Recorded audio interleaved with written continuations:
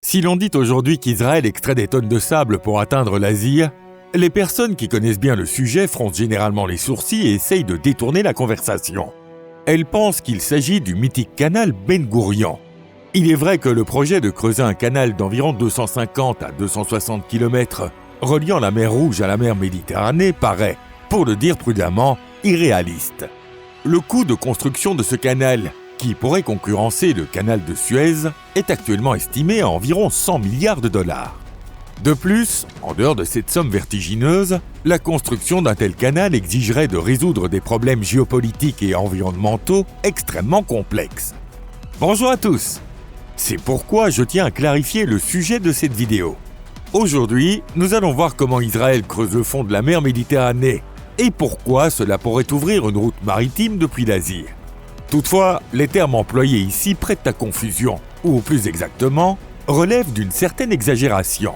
En effet, l'Asie commence littéralement juste à l'est des frontières d'Israël, et il n'est absolument pas nécessaire de creuser le fond marin pour y parvenir. Vous êtes perdu? Bienvenue sur Perduchan.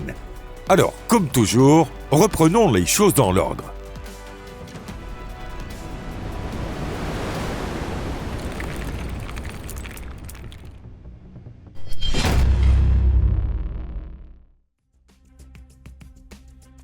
Histoire du projet. Ici, nous devons de nouveau revenir à la mer Rouge. Plus précisément, il faut parler du port d'Eilat, le port le plus méridional d'Israël, situé sur la mer Rouge.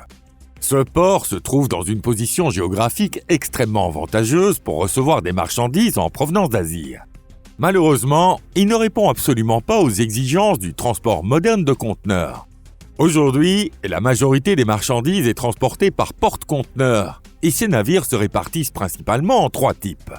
Navire Panamax, capable de transporter jusqu'à 5000 EVP, équivalent 20 pieds, avec un tirant d'eau de 12,5 mètres. Navire Post-Panamax, capable de transporter jusqu'à 14 000 conteneurs, avec un tirant d'eau pouvant atteindre 15,2 mètres. Porte-conteneur géant ULCV, capable de transporter entre 18 000 et 24 000 grands conteneurs, avec un tirant d'eau de 16 à 17 mètres. La profondeur de l'eau près des quais du port d'Eilat ne dépasse pas 10 à 11 mètres, ce qui rend impossible même l'accueil de navires de type Panamax. Pour y remédier, il faudrait creuser le fond marin dans la zone portuaire. Cependant, plusieurs obstacles existent actuellement, et certains restent impossibles à surmonter. Le premier problème est que les récifs coralliens du golfe d'Aqaba empêchent les travaux de dragage. Le corail n'est pas un matériau particulièrement dur, ce qui signifie qu'il est tout à fait possible de retirer ces récifs. Avec les technologies actuelles, cela ne représenterait sans doute pas une tâche particulièrement difficile. Toutefois, la destruction de cet écosystème exceptionnel suscite l'opposition des défenseurs de l'environnement dans le monde entier. En effet, les coraux du golfe d'Aqaba figurent parmi les plus septentrionaux de la planète et constituent un écosystème unique du point de vue de la biodiversité. Le deuxième problème est que la zone côtière autour du port d'Eilat est une station balnéaire très prisée, attirant de nombreux touristes, non seulement d'Israël, mais aussi de nombreux autres pays. Il va de soi que, pour l'industrie touristique locale, l'extension du port est une option inenvisageable. Aucun touriste ne souhaite remplacer la vue paisible d'une mer bleue depuis la fenêtre d'un hôtel ou un transat sur la plage par le spectacle de drague en activité. Enfin, le troisième problème est qu'entre le port d'Eilat et les grandes villes israéliennes situées sur la côte méditerranéenne, s'étend un désert aride, dépourvu d'eau, où il n'existe même pas de voie ferrée. Construire une ligne de chemin de fer dans cette région entraînerait des coûts colossaux, et même avec le transport de conteneurs géants, l'investissement serait difficilement rentable. C'est ainsi qu'est née l'idée de construire un canal d'une longueur de 250 km. Certes, les réalistes ont immédiatement rejeté cette proposition, mais il n'est pas impossible qu'elle soit réexaminée à l'avenir. Toutefois, un autre projet de canal existe, et celui-ci peut sembler, à première vue, un peu plus réaliste. Il consiste à construire un autre port, environ 4 à 5 km, au nord du port d'Eilat. Mais même dans ce cas, il serait nécessaire de creuser un canal d'environ 5 km. De plus, pour rejoindre ce port depuis la zone touristique côtière, on ne peut évidemment pas envisager de liaison aérienne. Autrement dit, le problème de la construction d'une ligne ferroviaire se pose à nouveau. Pour toutes ces raisons, l'idée d'utiliser le port d'Eilat comme principal hub de transbordement pour les marchandises en provenance d'Asie a été abandonnée pour le moment. À la place, le projet actuellement le plus prometteur vise la modernisation des ports de Haïfa et d'Ashdod, situés sur la côte méditerranéenne. Ces deux ports sont utilisés depuis des siècles et leurs origines remontent à l'époque biblique. De plus, bien avant le début de leur modernisation, ils disposaient déjà d'infrastructures relativement avancées.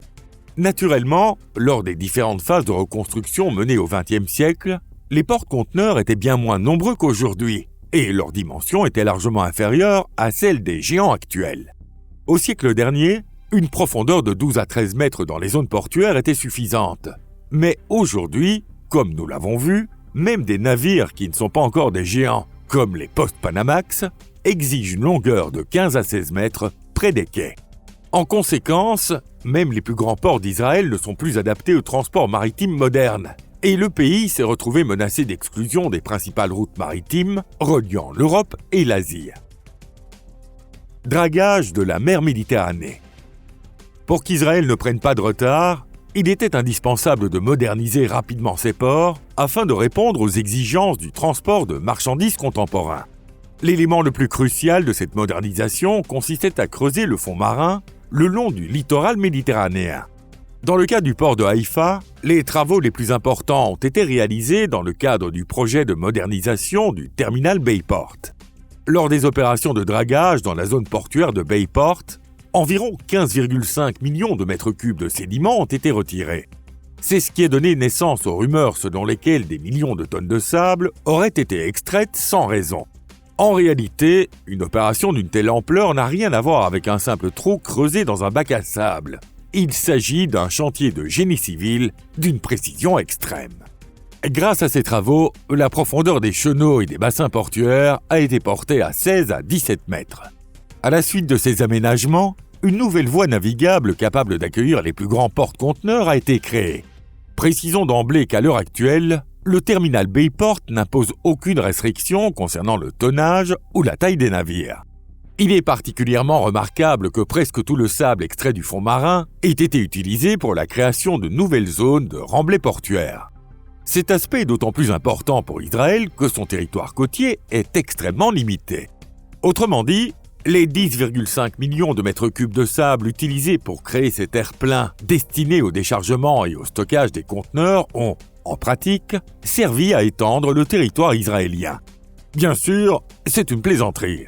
En effet, selon le droit international de la mer, ces zones côtières appartiennent déjà à Israël, puisqu'elles font partie des eaux territoriales situées dans la limite des 12 000 marins, soit 22,2 km à partir de la ligne de base.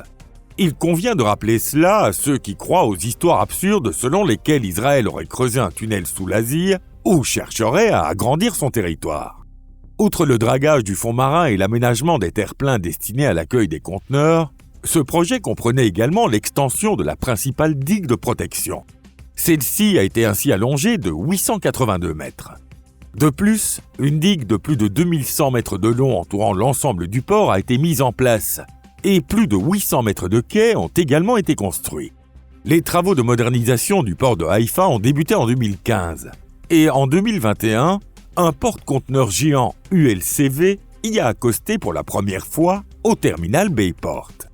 Dans ce port, où la profondeur atteint désormais plus de 17,3 mètres, ces navires géants peuvent entrer sans difficulté.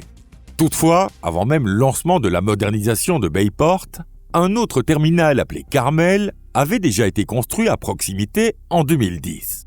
Là aussi, des travaux de dragage ont été réalisés, mais à une échelle un peu plus réduite, avec environ 2,5 millions de mètres cubes de sédiments extraits et un fond marin creusé jusqu'à 15,5 mètres. Tous les matériaux excavés ont été utilisés pour construire un terre-plein d'une superficie totale de 225 000 mètres carrés. Les technologies testées lors de ce chantier ont ensuite été adoptées pour la construction des quais du terminal Bayport.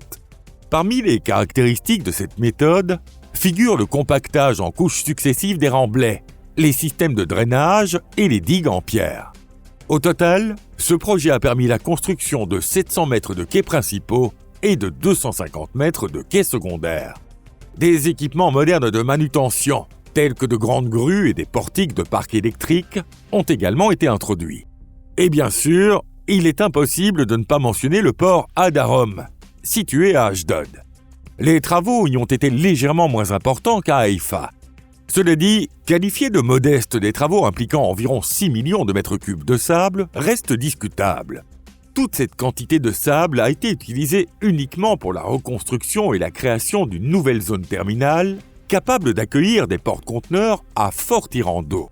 Ce sable, entièrement extrait du fond marin, a servi à la construction de nouveaux quais entre 2017 et 2019.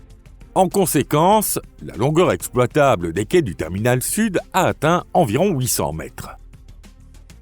Pourquoi cela est-il important pour Israël ? Parce que le transport maritime de conteneurs entre l'Asie et l'Europe joue un rôle essentiel dans le commerce mondial, ainsi que dans l'économie des deux régions.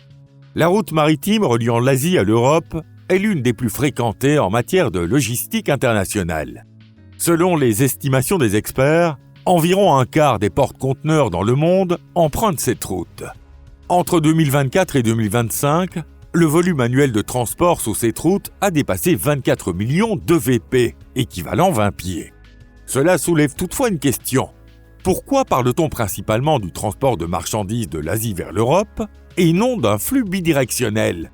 Cela s'explique par le fait que les principales capacités de production sont aujourd'hui concentrées en Asie, tandis que le centre de consommation, ou plus précisément de la demande, se situe en Europe, ce qui se reflète dans ces flux commerciaux.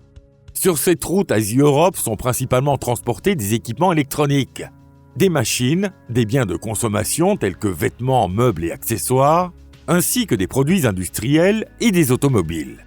Après avoir franchi le canal de Suez, les porte-conteneurs entrent en mer Méditerranée, et beaucoup d'entre eux se dirigent vers des ports situés en Europe et dans d'autres régions du bassin méditerranéen.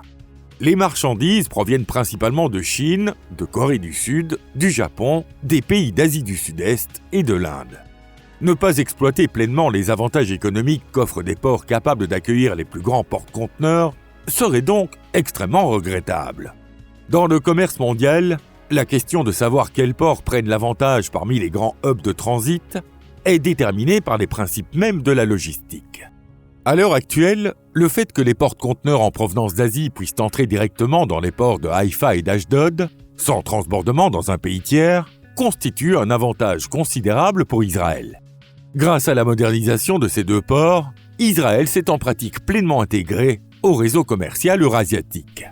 Il convient de souligner qu'en étant capable d'accueillir des porte-conteneurs géants dans ses propres ports, Israël a considérablement renforcé sa position face à plusieurs ports concurrents du bassin méditerranéen.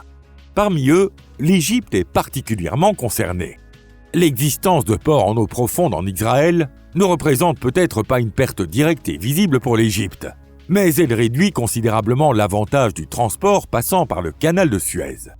Grâce à ces nouveaux ports, Israël peut désormais effectuer des opérations de transbordement sans dépendre d'autres pays.